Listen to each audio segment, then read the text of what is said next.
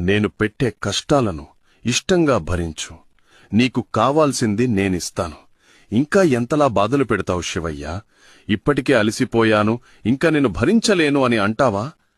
ఎప్పుడైతే నీకు బ్రతుకు విలువ, జీవితం విలువ, కన్నీళ్ల విలువ, కష్టం విలువ, సంతోషం విలువ, బాధ్యత విలువ, బంధం విలువ తెలిసి వస్తాయో అప్పుడు నువ్వు అడిగింది నీకిస్తాను. నేను నీకిచ్చిన దాన్ని జాగ్రత్తగా చూసుకుంటావో లేదో నాకు తెలియాలి కదా. అందుకే ఇన్ని పరీక్షలు పెడతాను. నా ఆజ్ఞ లేనిది చీమైనా కుట్టదని మీకు తెలుసు కదా. మరింకెందుకీ అలకా దిగులు? నీ జీవితాన్ని మంచిగా తీర్చిదిద్దుతాను. ఎప్పుడైతే నువ్వు అంతా నా తండ్రి శివయ్య చూసుకుంటాడు అని నాపైన నమ్మకం పెట్టుకుంటావో అప్పుడు నీ జీవితం మలుపు తిరగడం నువ్వే గమనిస్తావు. చివరిగా ఒక్క మాట, నేనున్నాను. అన్నీ మర్చిపో. సంతోషంగా ముందడుగు వెయ్యి.